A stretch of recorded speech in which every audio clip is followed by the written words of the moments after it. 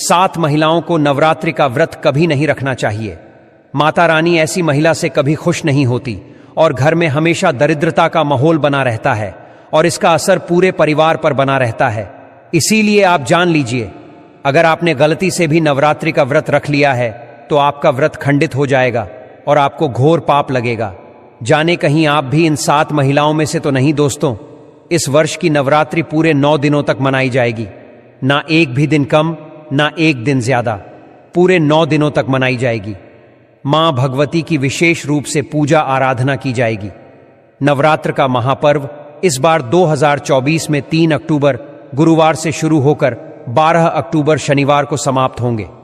ऐसे में नवरात्रि पर माता शेरावाली की कृपा पाने के लिए कलश स्थापना शुभ मुहूर्त 2 अक्टूबर को रात 10 बजे से 3 अक्टूबर दोपहर 2 बजे तक रहेगा। यह समय अभिजीत मुहूर्त कहलाएगा। अभिजीत मुहूर्त में कलश स्थापना करना बहुत ही शुभ और मंगलकारी माना जाता है। जो भी माता का भक्त नवरात्रों में माता रानी की पूजा शुभ मुहूर्त में करता है तो वह पूजा बहुत ही शुभ और मंगलकारी मानी जाती है। इससे समस्त देवी देवताओं की कृपा प्राप्त होती है और पूजा पाठ का फल कई गुना फल भक्तों को प्राप्त होता है। दोस्तों, इस बार के नवरात्रि बहुत ही शुभ और मंगलकारी माने जा रहे हैं। घर में सुख समृद्धि धन दौलत और शांति प्रदान करती है तथा घर से गरीबी और दरिद्रता को नाश करती है। घर में माता रानी का आगमन होता है। लेकिन क्या आप जानते हैं, कुछ ऐसी महिलाएं भी हैं जो इस व्रत को ना रखें तो अच्छा है, नहीं तो आपको माता रानी के क्रोध का सामना करना पड़ सकता है। मान्यताओं के अनुसार आज हम जिन महिलाओं के बारे में बात करने वाले हैं उन्हें नवरात्रि के व्रत से हमेशा दूर रहना चाहिए, नहीं तो आपके साथ कुछ बुरा हो सकता है। आपका पति किसी संकट में आ सकता है। तो चलिए जानते हैं दोस्तों। नंबर 1, शास्त्रों के अनुसार अगर आप किसी भी व्रत को दिखावे के तौर पर करते हैं तो यह घोर पाप माना जाता है। ऐसा करने से आप देवी देवताओं का मजाक ही नहीं उड़ाते, बल्कि आप पाप के भागीदार भी बनते हैं। मां भगवती ऐसे लोगों से कभी प्रसन्न नहीं होती, बल्कि उसको बर्बाद कर देती है। मां दुर्गा तभी प्रसन्न होते हैं जब आप सच्चे दिल से उन्हें पुकारें, पूजा पाठ और शास्त्रों का पालन करें। दोस्तों, नंबर 2, तलाकशुदा महिला। शास्त्रों के अनुसार जो महिला शादीशुदा या पुरुष तलाकशुदा हैं, ऐसे अगर पति पत्नी में अनबन होते हैं तो वे लोग नवरात्रि का व्रत कभी ना रखें। ऐसा करने से मां दुर्गा कभी खुश नहीं होती। आपकी जानकारी के लिए बता दें, शादी 2 दिलों का बंधन है जिसके बंधन में आजीवन रहना होता है, न कि अलग अलग। माता रानी टूटे हुए जोड़े को स्वीकार नहीं करती। टूटे हुए जोड़े का व्रत रखना, पूजा पाठ करना शुभ नहीं माना जाता है, बल्कि माता रानी तब प्रसन्न होती है जब बंधन में हो। खास तौर से अगर पति पत्नी अगर साथ में व्रत रखें तो माता रानी सबसे अधिक प्रसन्न होती है और बहुत ही शुभ वरदान देती है। ऐसे में मां भगवती बहुत प्रसन्न होती है। इसीलिए दोनों को मिलकर पूजा पाठ करना चाहिए, न कि अलग अलग। दोस्तों, नंबर 3, चरित्रहीन महिलाओं को नवरात्रि का व्रत कभी नहीं रखना चाहिए। और यह बात उन चरित्रहीन पुरुषों पर भी लागू होती है जो जगह जगह मुंह मारते रहते हैं। जब शरीर की पवित्रता व्यक्ति की खत्म हो जाती है तब वह मैल ही नहीं बल्कि पापी भी कहलाता है। इसीलिए आपकी पूजा कभी सफल नहीं हो सकती। यह व्रत आप कभी ना रखें। दोस्तों, नंबर 4, अगर आपको बार बार गाली देने की आदत है तो आप जितनी जल्दी हो सके इस आदत को छोड़ दें। अगर माता रानी को प्रसन्न करना है तो घर में लड़ाई झगड़ा छोड़ दें, क्योंकि जिस घर में लड़ाई झगड़ा होता है उस घर में माता रानी कभी नहीं आती हैं। और व्रत में पूजा पाठ करना है तो जुबान से अधिक मीठे बोली ही बोले, ज्यादा कड़वे बोली। माता सरस्वती का अपमान होता और आप पाप के भागीदार बन जाते हैं। दोस्तों, नंबर 5, अगर आपको कोई गहरी बीमारी है तो आप इस व्रत को ना रखें।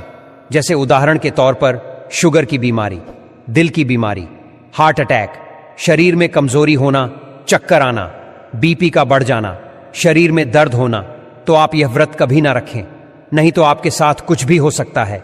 इसीलिए सावधान रहे। नंबर 6, मासिक धर्म में भूलकर भी व्रत नहीं रखें, क्योंकि मासिक धर्म में जो आपके वस्त्र होते हैं वह मैल हो जाते, इसलिए पूजा पाठ नहीं करना चाहिए। नंबर 7, जो महिलाएं अपने पति का अपमान करती वे व्रत ना ही रखें तो अच्छा है, क्योंकि ऐसी महिलाएं का पूजा मां दुर्गा कभी स्वीकार नहीं करती, बल्कि घोर पाप लगता है। दोस्तों, नवरात्र आने वाले हैं। ऐसे में यह छोटी चीज घर में लाने से माता रानी खुशी खुशी आपने घर में से चली आती है। इस चीज को घर लाने से माता रानी अवश्य प्रसन्न होती है। यही चीज नवरात्रों पर घर में लाना बहुत ही शुभ और मंगलकारी माना जाता है। तो चलिए जानते हैं दोस्तों, नंबर 1, 16 श्रृंगार का सामान नवरात्रि के दौरान घर में लाना बहुत ही शुभ और मंगलकारी माना जाता है। ऐसे में घर के बने मंदिर में रखने से जन्मों जन्मांतर की गरीबी मिट जाती है और मां दुर्गा की कृपा सदैव घर पर बनी रहती है। पूरे वर्ष मां रानी की कृपा आप और आपके परिवार के ऊपर बनी रहती है।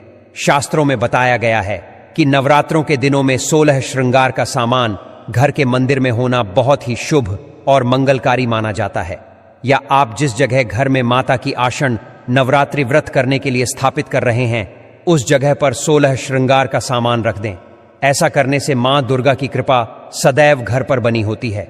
दोस्तों, नंबर 2, सोना, चांदी या तांबे के सिक्के जरूर रखें। शास्त्रों के अनुसार सोने, चांदी या तांबे से बने किसी भी धातु को खास तौर से नवरात्र के 9 दिनों में पूरे 9 दिनों तक घर के मंदिर में रखने से बहुत ही शुभ और मंगलकारी माना जाता है। नवरात्र के दिनों में सोना, चांदी, तांबे घर में लाने से इसका फल कई गुना बढ़ जाता है। इसीलिए सोना, चांदी या तांबे के सिक्के माता रानी के पास अवश्य रखें। इससे माता रानी बहुत प्रसन्न होती है। दोस्तों, नंबर 3, शंख और गंगाजल। धर्मशास्त्रों के अनुसार नवरात्रों के अवसर पर शंख घर में जरूर लेकर आए। माना जाता है कि जिस घर के मंदिर में शंख नहीं रखा होता तो वहां पर देवी देवता कभी वास नहीं करते। शंख का सनातन धर्म में बहुत ही बड़ा महत्व होता है। नियमित शंख को बजाने पर कई गुना सकारात्मक ऊर्जा प्राप्त होती है और नकारात्मकता ऊर्जा को नष्ट करती है। धन की देवी मां लक्ष्मी अति प्रसन्न होती है। वहीं धर्मशास्त्रों के अनुसार जिस घर के मंदिर में गंगाजल नहीं होता तो वह घर अपवित्र माना जाता है। गंगाजल मंदिर में अवश्य रखा होना चाहिए। यदि आप घर में गंगाजल लाने में असमर्थ हैं तो अपने आसपास किसी पवित्र स्थान, किसी तीर्थ स्थान का पानी लाकर घर में रखें। दोस्तों, नंबर 4, मोरपंख। नवरात्रि में मां सरस्वती का प्रिय मोरपंख घर लाकर घर के मंदिर में रखने से कई सारे फायदे हैं। खास तौर से नवरात्रों के दिनों में मंदिर में मोरपंख जरूर रखें। ऐसा करने से मां दुर्गा बहुत प्रसन्न होती है। दोस्तों, अब बात करते हैं माता रानी को नवरात्रि में कौन सी चीजें अर्पित कर सकते हैं। दोस्तों, भूलकर भी माता रानी को यह चीजें कभी अर्पित मत करना, नहीं तो सारी जिंदगी बर्बाद रहोगे। जिंदगी भर रोने के सिवा कुछ नहीं मिलेगा। दोस्तों, नंबर 1, नारियल। हिंदू धर्म में नारियल को सुख, समृद्धि, धन, श्रद्धा और सम्मान का सूचक माना जाता है। नारियल को श्रीफल भी कहा जाता है। नारियल का हर मांगलिक कार्य में विशेष महत्व होता है। जैसे कि हम सभी जानते हैं कि माता रानी के कई मंदिरों में नारियल से बलि भी दी जाती है और माता रानी के पूजन में नारियल का इस्तेमाल हम सभी करते हैं। खासकर कलश की स्थापना नारियल रखकर ही की जाती है। माता रानी के पूजन में हम नारियल इस्तेमाल करते समय कुछ गलतियां कर बैठते हैं। दोस्तों, नारियल कई प्रकार के होते हैं। एक हरा, दूसरा सूखा, जिसके अंदर पानी होता है। जिस नारियल के अंदर पानी होता है, माता रानी के पूजन में सदैव पानी वाला और जटा वाला नारियल ही अर्पित करें। कलश स्थापन में साबुत नारियल होना चाहिए। नारियल चटका हुआ या टूटा हुआ नहीं होना चाहिए, क्योंकि साबुत नारियल ही पूर्ण और पवित्रता का प्रतीक होता है। साबुत नारियल ही सुख, समृद्धि का प्रतीक होता है। साबुत नारियल को ही श्रीफल यानी कि मां लक्ष्मी का फल कहा जाता है। नवरात्रि में माता रानी के कलश की स्थापना करते समय जटा वाला और पानी वाला नारियल ही कलश पर स्थापित करना चाहिए। साथ ही यह ध्यान रखना चाहिए कि नारियल को सदैव कलश के नीचे लेटाकर रखना चाहिए। घट स्थापना यानी कलश स्थापना करते समय कभी भी नारियल को खड़ा करके नहीं रखा जाता। नारियल को सदैव लेटाकर ही कलश के ऊपर रखा जाता है। साथ ही नारियल को स्थापित करने से पहले आप नारियल को लाल कपड़े में लपेटकर आप नारियल को कलश के ऊपर स्थापित करें। शास्त्रों के अनुसार कलश के ऊपर जब सही तरीके से नारियल रखा जाता है और सही प्रकार का नारियल रखा जाता है, तभी ही व्रत और पूजन का पूर्ण फल प्राप्त होता है। यह भी ध्यान रहे कि महिलाएं माता रानी को नारियल अर्पित तो कर सकती हैं, लेकिन कभी भी माता रानी के सामने नारियल को भूलकर भी ना तोड़े, क्योंकि नारियल बीज रूप होता है, यानी कि नारियल में बीज होता है और स्त्रियां बीज रूप से ही शिशु को जन्म देती हैं। इसीलिए कभी भी महिलाओं को नारियल नहीं तोड़ना चाहिए। दोस्तों, नंबर 2, लौंग। हम सभी माता रानी के पूजा में इस्तेमाल करते हैं, लेकिन लौंग का इस्तेमाल करते समय एक एक बहुत बड़ी गलती कर बैठते हैं। हमेशा ध्यान रखना चाहिए कि माता रानी को सदैव लौंग के साथ घी भी अर्पित करना चाहिए। लौंग के साथ घी चढ़ाने से माता रानी काफी प्रसन्न होती हैं। नंबर 3, तुलसी के पत्ते। नवरात्रि में माता रानी को तुलसी के पत्ते अर्पित नहीं करने चाहिए। मां दुर्गा के पूजन में तुलसी पत्र का इस्तेमाल करना वर्जित माना जाता है। तुलसी पत्र के अलावा आंवला भी माता रानी को अर्पित नहीं करना चाहिए और दुर्बा भी माता रानी को अर्पित करना चाहिए। नवरात्रि में आप भगवान गणेश को दुर्बा अर्पित कर सकते हैं। आप भगवान विष्णु जी को तुलसी के पत्ते अवश्य अर्पित कर सकते हैं, लेकिन माता रानी को भूलकर भी तुलसी के पत्ते या अर्पित ना करें। माता रानी को सफेद फूल भी अर्पित ना करें। माता रानी को सदैव लाल रंग के फूल अर्पित करने चाहिए। लाल रंग के फूल माता रानी को अति प्रिय हैं। खासकर माता रानी को गुलाब और कमल के फूल अति प्रिय हैं। दोस्तों, इन 7 गलतियों से होती है घर में धन की कमी। अगर आप उन लोगों में से हैं जो जिंदगी में पैसे कमाने के लिए बहुत ज्यादा मेहनत करते हैं, हालांकि इस सब के बावजूद भी आपको जीवन में तरक्की नहीं मिल पा रही है, तो वास्तु की कुछ गलतियां इसका कारण हो सकती है। तो चलिए हम आपको कुछ गलतियों के बारे में बताते हैं। वास्तु शास्त्र के अनुसार घर के वास्तु में जरा सी भी कमी रह जाए तो यह सभी सदस्यों के जीवन पर गहरा प्रभाव डालता है। कभी अचानक धन की हानि होती है, तो कभी बने बनाए कार्य बिगड़ने लगते हैं, या फिर कोई बीमार पड़ने लगता है और कितना भी धन आ जाए टिकता ही नहीं है। लगातार मेहनत करने के बाद भी अगर इस तरह की समस्याओं का सामना करना पड़ता है। अगर आप घर में वास्तु से जुड़ी कुछ गलतियां कर रहे हैं, तो इससे आपको काफी परेशानी हो सकती है। आप कर्ज में डूब सकते हैं और घर में दरिद्रता आ सकती है। इसलिए आपको तुरंत नीचे दी गई वास्तु टिप्स को अपना लेना चाहिए। लेकिन उससे पहले, अगर आप भी चाहते हैं कि लक्ष्मी माता का आशीर्वाद आप पर बना रहे, तो इस वीडियो को एक लाइक करें और चैनल को सब्सक्राइब कर ले और कमेंट बॉक्स में जय लक्ष्मी माता जरूर लिखें।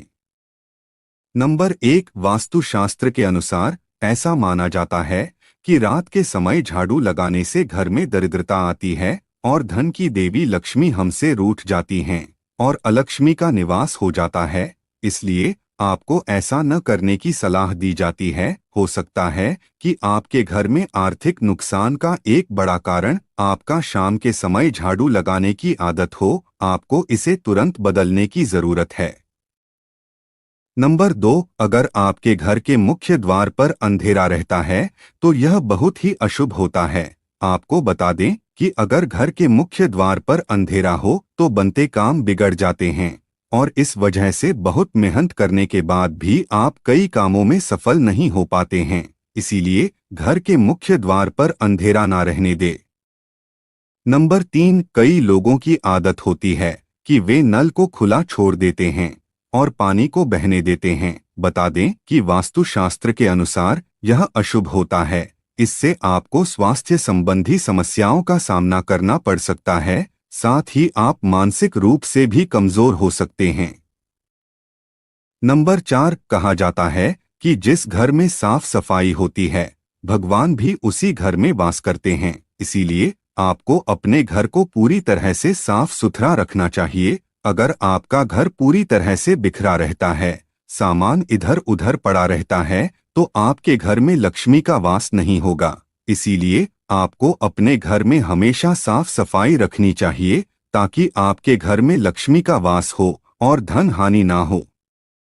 नंबर 5, आपको अपने घर में प्रतिदिन पूजा करना चाहिए। हिंदू धर्म के मुताबिक घर में पूजा करना बेहद जरूरी होता है, क्योंकि यह नकारात्मक ऊर्जा को घर से बाहर निकालता है। जिस घर में पूजा नहीं की जाती है, उस घर में धन की कमी बनी रहती है। इसी के साथ घर के बाकी सदस्यों को भी कई परेशानियों का सामना करना पड़ता है। इसीलिए आपको सदैव सुबह उठकर अपने घर के मंदिर में पूजा जरूर करनी चाहिए।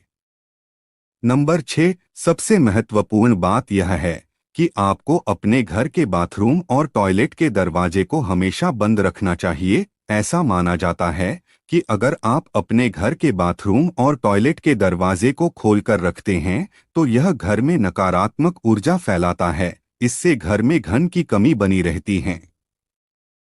नंबर 7, मुख्य द्वार पर तलवार, चाकू, भाले नहीं लगाने चाहिए। इससे परिवार के सदस्यों के बीच संघर्ष और तनाव बढ़ता है।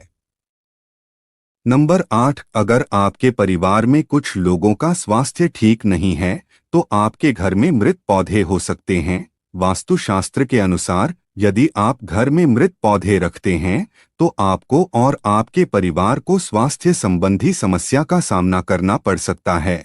इसलिए अगर आप घर में पौधे रखते हैं तो उन्हें रोज पानी देते रहें ताकि वे हमेशा फ्रेश रहें।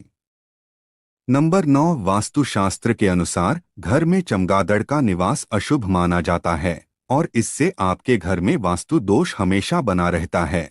इसलिए आपको ऐसे उपाय करने चाहिए जिससे ये चमगादड़ जैसे पक्षी घर में न आएं।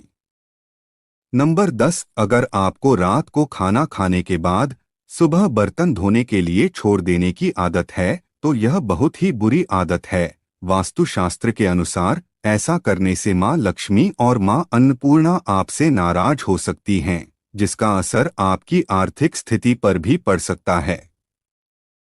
नंबर 11, अक्सर ऐसा देखने में आता है कि कुछ लोग जल्दी में झाड़ू को ऐसे ही पटक कर चल देते हैं। यह बहुत ही गलत तरीका है। झाड़ू को माँ लक्ष्मी का स्वरूप माना जाता है। मानते हैं जो लोग झाड़ू को इस तरह से पटक कर रखते हैं उन लोगों से माँ लक्ष्मी नाराज हो जाती हैं और उनके घर में माँ लक्ष्मी नहीं रहती हैं।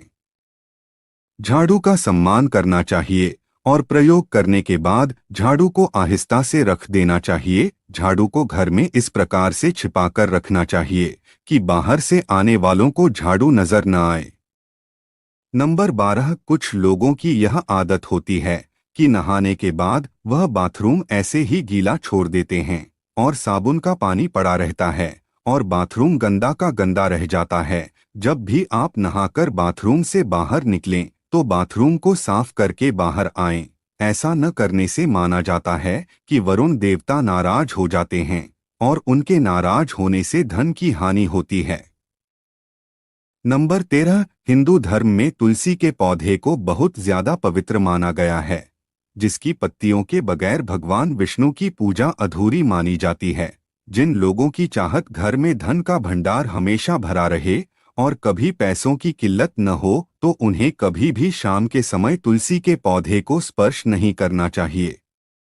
मान्यता है कि जिस घर में तुलसी के पौधे की पवित्रता का पालन नहीं होता है वहां से धन की देवी मां लक्ष्मी रूठकर चली जाती हैं। नंबर 14, सनातन परंपरा में किसी भी कार्य के लिए शुभ अशुभ समय और दिन विशेष का पूरा ख्याल रखा जाता है। धर्मशास्त्र में शाम के समय बाल और नाखून काटने की मनाही है। मान्यता है कि जो व्यक्ति इस नियम की अनदेखी करता है उसके यहाँ से माता लक्ष्मी नाराज होकर चली जाती हैं और वह हमेशा फटेहाल बना रहता है। नंबर 15, ज्योतिष शास्त्र के अनुसार किचन में रखी चीजों का भी आपके किस्मत से कनेक्शन होता है। ज्योतिष के अनुसार किचन में रखी हल्दी का बृहस्पति और दूध का चंद्र ग्रह से जुड़ाव होता है। ऐसे ही नमक, चीनी आदि को किसी को उधार देने से बचना चाहिए। मान्यता है कि इन सभी चीजों को उधार देने से मां लक्ष्मी की कृपा से मिलने वाला सौभाग्य रूठ कर चला जाता है और व्यक्ति के पास रखा धन धीरे धीरे खत्म होने लगता है। नंबर 16, अगर आप अपने कपड़े, चप्पल, जूते आदि चीजें घर में बिना व्यवस्थित रखे इधर उधर फेंक देते हैं तो यह बहुत गलत है, क्योंकि ऐसा करने से मां लक्ष्मी बहुत नाराज होती हैं, जिससे आपके घर में पैसों की कमी हो सकती है। नंबर 17, वास्तुशास्त्र के अनुसार घर में कोई भी टूटा हुआ शीशा, कांच या कोई अन्य टूटी हुई वस्तु नहीं रखनी चाहिए, क्योंकि इससे घर से सकारात्मक ऊर्जा खत्म हो जाती है और नकारात्मक ऊर्जा का संचार होता है। नंबर 18, हर चीज की तरह वास्तुशास्त्र के अनुसार भी घर में डस्टबिन को रखने की दिशा तय होती है। बता दें कि घर में कहीं भी डस्टबिन नहीं रखना चाहिए। अगर आप इसे घर के बाहर या प्रवेश द्वार पर रखते हैं तो मां लक्ष्मी आपसे रूठ जाती हैं और आर्थिक स्थिति बिगड़ सकती है। नंबर 19 बता दें कि अगर आप बिस्तर पर बैठकर खाना खाते हैं तो आप बहुत गलत काम करते हैं, क्योंकि वास्तुशास्त्र के अनुसार इससे मां लक्ष्मी और मां अन्नपूर्णा नाराज हो जाती हैं और आपके घर की आर्थिक उन्नति रुक जाती है। नंबर 20 अगर आपको रात को खाना खाने के बाद सुबह बर्तन धोने के लिए छोड़ देने की आदत है तो यह बहुत ही बुरी आदत है। वास्तुशास्त्र के अनुसार ऐसा करने से मां लक्ष्मी और मां अन्नपूर्णा आपसे नाराज हो सकती हैं, जिसका असर आपकी आर्थिक स्थिति पर भी पड़ सकता है। यह तमाम जानकारी जनरुचि को ध्यान में रखकर दी जा रही है। ज्योतिष और धर्म के उपाय और सलाहों को अपनी आस्था और विश्वास पर आजमाएं। वीडियो का उद्देश्य मात्र आपको बेहतर सलाह देना है। इस संदर्भ में हम किसी प्रकार का कोई दावा नहीं करते हैं। दोस्तों, वीडियो अच्छी लगी हो तो लाइक और सब्सक्राइब जरूर करें। धन्यवाद।